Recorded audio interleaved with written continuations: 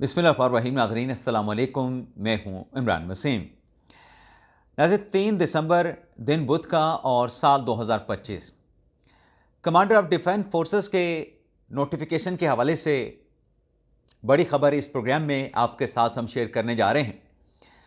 नाज़रीन, जिस नोटिफिकेशन का बड़ी बेचैनी के साथ, बड़ी शिद्दत के साथ इंतज़ार किया जा रहा है, CDF के उस नोटिफिकेशन के इजरा से पहले एक बड़ी डेवलपमेंट हुई है। अब वो डेवलपमेंट क्या है और उस पेशरफ्त, उस डेवलपमेंट को लेके CDF के नोटिफिकेशन से मुतल्लिक क्या बात यकीन से कही जा सकती है, एक तो ये इस खबर की तफसीलात आपकी खिदमत में हम पेश करेंगे और इमरान खान साहब के हवाले से भी बड़ा अहम फैसला हुआ है। फैसले का क्रक्स ये है कि मुकम्मल तसल्ली करवाई जाएगी। अब ये फ़ैसला क्या है, इसकी तफसीलात पर भी आगे चल के आपके साथ हम बात करेंगे। लेकिन एक फ़ैसला इमरान खान ने भी किया और इमरान खान का वो फ़ैसला तहरीक इंसाफ के ही गले पड़ गया। अब पाकिस्तान तहरीक इंसाफ के रहनुमा पाँव पड़े हुए हैं, बल्कि पाँव को पकड़ के बैठे हैं।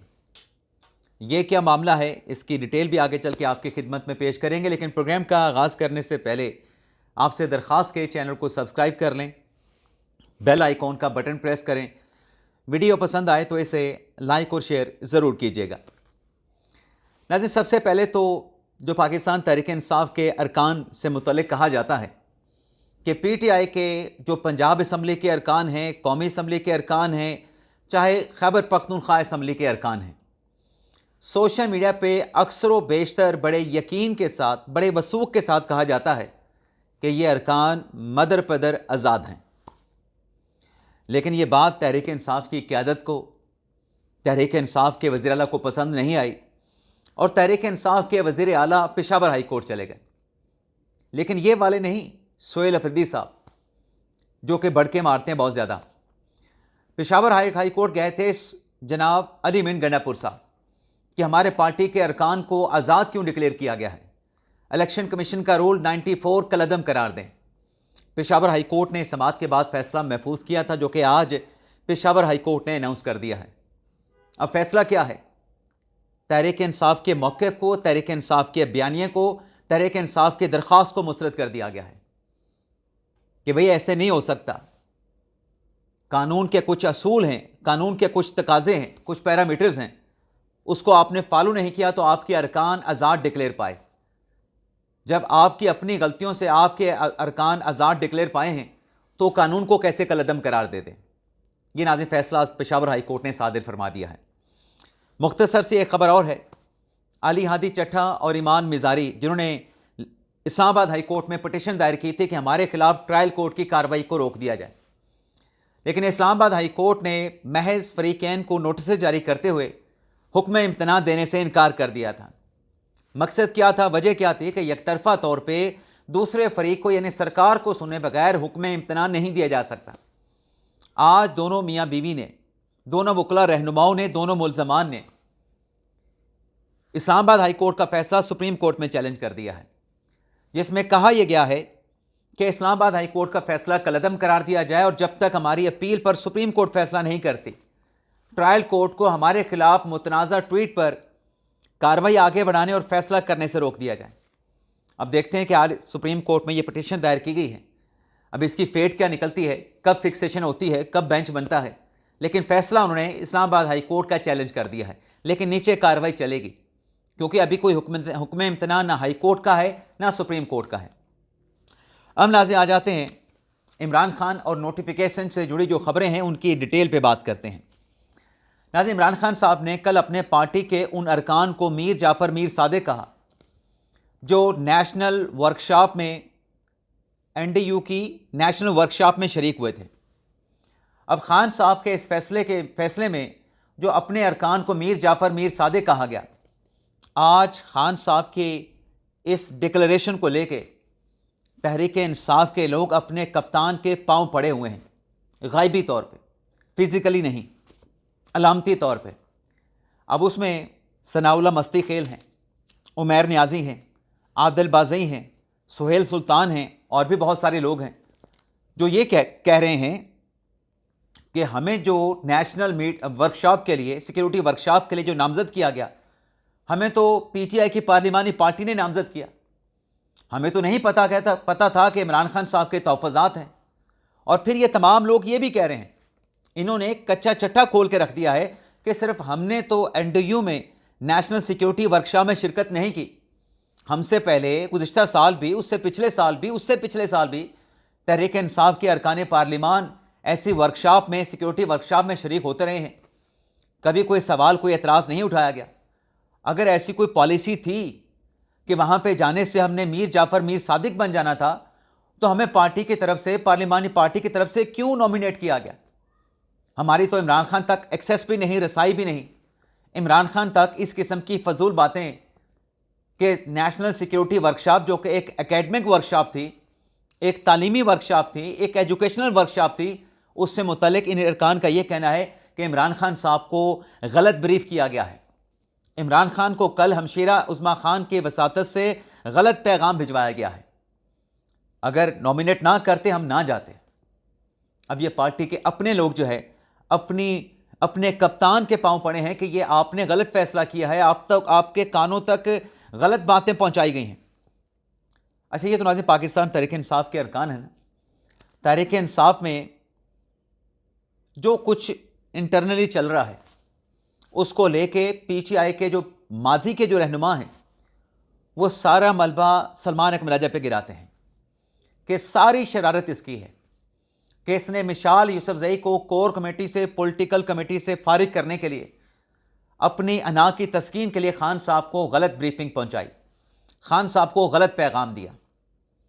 اب پاکستان تحریک انصاف میں انٹرنلی جو کھینچا تانی چل رہی ہے، اب جو سلمان اکمل راجہ کے خلاف پارٹی کے اپنے لوگ ہیں وہ متحرک ہو گئے ہیں، وہ علیمہ آپا کے پاس جا رہے ہیں کہ ہماری آپ عمران خان کے ساتھ ملاقات کی فہرست میں نام ڈلوائیں۔ سلمان راجہ تو ہمارا نام نہیں ڈالے گا، ہم خان صاحب سے ملاقات کر کے ان کو حقیقت سے آشکار کرنا چاہتے ہیں کہ آپ تک درست انفارمیشن نہیں پہنچائی جاتی، پرسنل ایجنڈا چلایا جاتا ہے، اپنی انا کی تسکین کی جاتی ہے۔ اور خبریں یہ آ رہی ہیں کہ اب پی ٹی آئی کے جو لوگ متحرک ہوئے ہیں وہ یہ سمجھتے ہیں کہ بات چیت کے ذریعے مسئلہ حل ہونا چاہیے، لیکن یہ جو وکلا حضرات پارٹی میں آگے ہیں یہ تو سیاسی طور پہ تحریک انصاف کو ڈبونا چاہتے ہیں، تحریک انصاف کو تباہ و برباد کرنا چاہتے ہیں۔ اب دیکھتے ہیں کہ علیمہ خان صاحبہ سے انہوں نے مدد مانگی ہے، علیمہ خان صاحبہ ان کو سپورٹ کرتی ہیں، سپورٹ نہیں کرتی، لیکن یہ ذرائع کی خبر ہے۔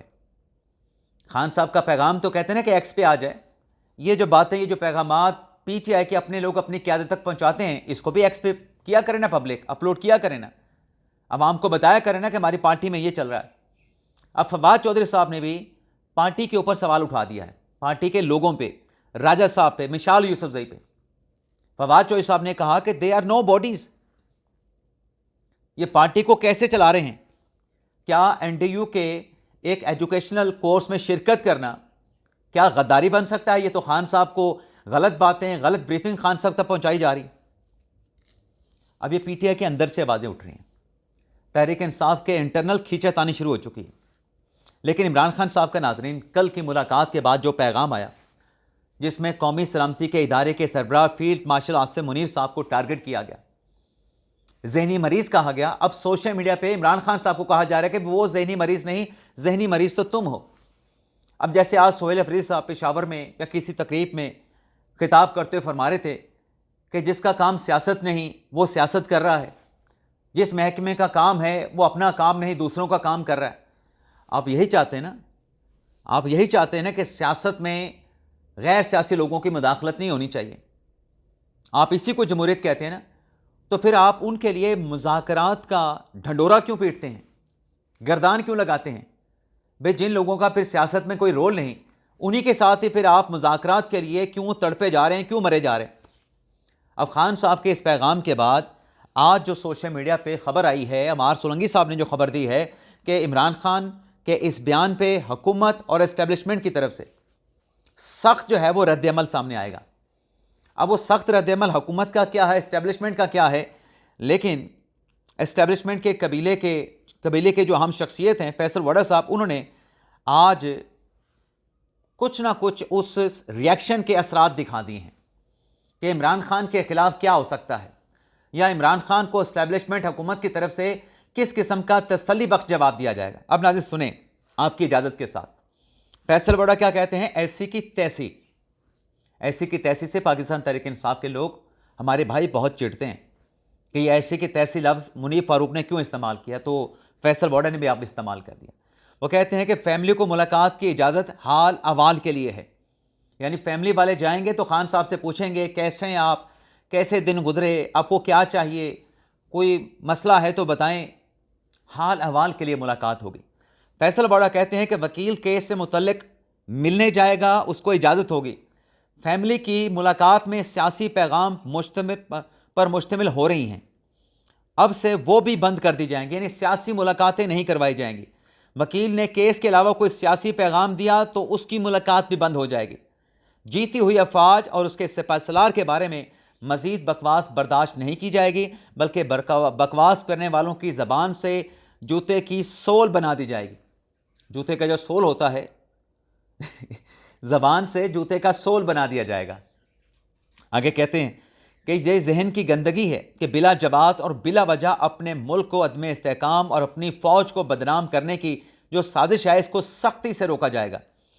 اصولاً پیار کے بدلے ڈبل پیار، عزت کے بدلے ڈبل عزت، بدماشی کا جواب ڈبل بدماشی سے، اور اشتعال کرنے والی پارٹی اس دوراہے پر لے آئی ہے کہ واپسی اب مشکل ہے، اب کیسز اور چیزوں کو منطقی انجام تک پہنچایا جائے گا۔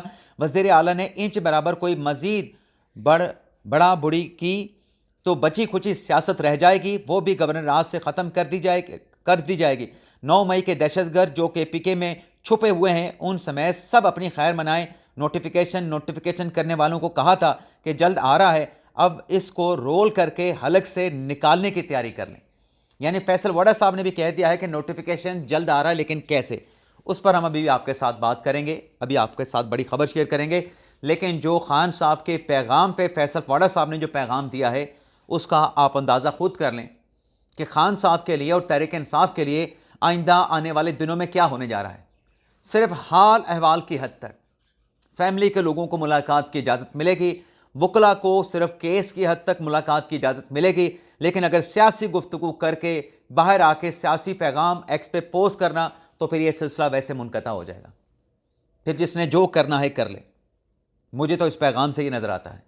اور جہاں تک بات ہے ناظرین نوٹیفیکیشن کی، تو نوٹیفیکیشن کے لیے جو تڑپے جا رہے ہیں، جو بڑے بے چین ہیں، جن کو بڑی شدت کے ساتھ اس نوٹیفیکیشن کا انتظار ہے، تو ان کے لیے خبر یہ ہے، بلکہ 2-3 دن پہلے تو ہم نے آپ کے ساتھ آپ کو بتایا تھا کہ جو سی ڈی ایف کا جو منصب ہے، جو کہ ایک تاریخی فیصلہ ہوا ہے، تاریخی قدم ہے، تاریخی منصب کے اوپر پہلی تعیناتی ہونے جا رہی ہے، تو اس کے لیے باقاعدہ تقریب کا اہتمام کیا جائے گا۔ تو آج کی خبر یہ ہے کہ جی ایچ کیو راولپنڈی میں بڑی ہلچل ہوئی ہے، بڑی نقل و حرکت دیکھنے کو، وٹنس کرنے کو مل رہی ہے۔ اب وہ حرکت کیا ہے؟ حرکت یہی ہے کہ سی ڈی ایف سے متعلق باقاعدہ تقریب کا اہتمام، تقریب رکھی جائے گی، اور اس تقریب میں جو کمانڈر آف ڈیفینس فورسز ہیں انہیں گارڈ آف آنر پیش کیا جائے گا، یعنی سلامی پیش کی جائے گی، اور اس گارڈ آف آنر کی ریہرسل جو ہے وہ جی ایچ کیو میں جاری ہے، اس کی ریہرسل جی ایچ کیو میں جاری ہے، اور پروقار تقریب میں یہ گارڈ آف آنر پہلے جو کمانڈر آف ڈیفینس فورسز بنیں گے ان کو یہ گارڈ آف آنر سلامی وہاں پہ دی جائے گی۔ اور اس کے ساتھ ساتھ ناظرین یہ بھی بتایا جا رہا ہے، میں تو اس کو اندازے کے ساتھ، ایک رائے کے ساتھ یا ایک اطلاع کی صورت میں آپ کی خدمت میں پیش کروں گا کہ 2 اور نوٹیفیکیشن بھی ہونے ہیں۔ ایک تو چوتھی فورس، جیسے ہماری بڑی فوج ہے، ایئر فورس ہے، ہماری نیول ہے، چوتھی فورس غالباً یہ جو سائبر سے متعلق بھی فورس الگ سے بننے جا رہی ہے اس کا سربراہ بھی لگے گا، ایک اور بڑی تعیناتی بھی ہونی ہے۔